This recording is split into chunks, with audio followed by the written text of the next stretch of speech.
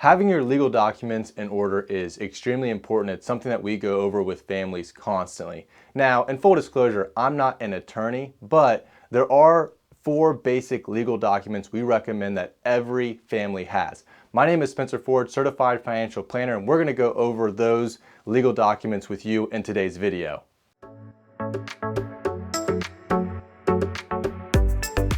So what are the 4 legal documents we recommend every family have?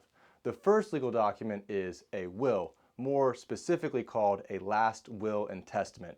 And what a will is it's instructions to the probate court about how you want your assets to be divided.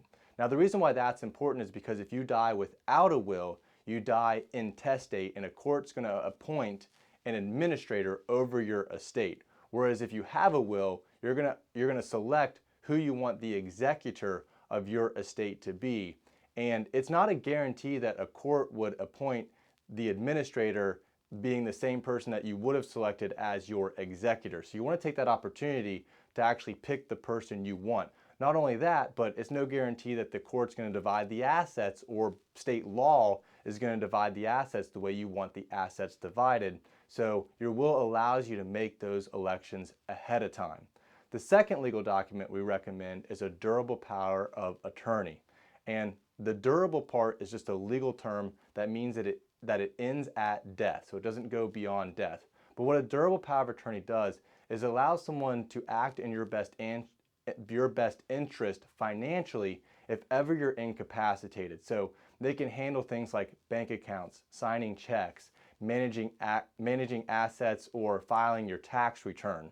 So that's obviously something that's important. Now, if you're married, keep in mind your spouse, you can be durable power of attorney for each other, but you're going to want to name someone to be on deck or next in line if the person you select is unable to fulfill those duties, because oftentimes married couples travel together and God forbid something happens to both of you at the same time in which you become incapacitated. So keep in mind you always want to have someone on deck for you.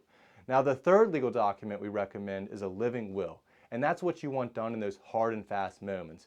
Do you want to be on a breathing machine? Do you not? Do you want extraordinary measures taken? Do you not? The reason why that's so important is because you've now made those decisions for yourself. So someone is just fulfilling your wishes as opposed to making decisions for you, and it takes that guilt out of the equation. It also ensures that you know that you're going to be taken care of the way that you want to be taken care of. The fourth legal document we recommend is a durable healthcare power of attorney. And like your normal durable power of attorney, that helps appoint someone to act in your best interest financially. The durable healthcare power of attorney appoints someone to act in your best interest from a healthcare perspective if ever you're incapacitated. Now, your durable healthcare power of attorney is not going to supersede your living will, but by the same token, your living will can't account for all of life's contingencies, so you're going to want to have that person selected.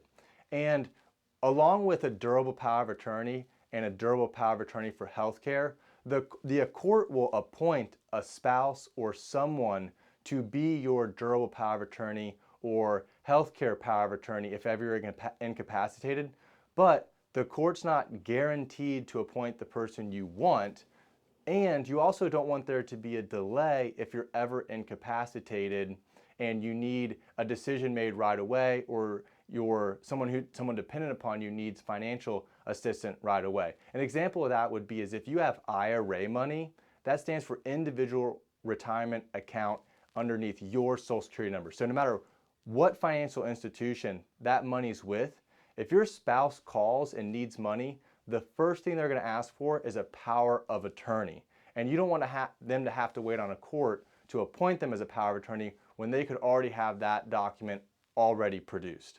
Now, those are the 4 legal documents we recommend. So again, just a will, durable power of attorney, a living will, and then a healthcare power of attorney. There's a couple of other things I want to mention though, just as some bonus material. So if you want to make sure that your bank accounts don't pass through probate, you can actually add something called a POD on your bank accounts, or payable on death.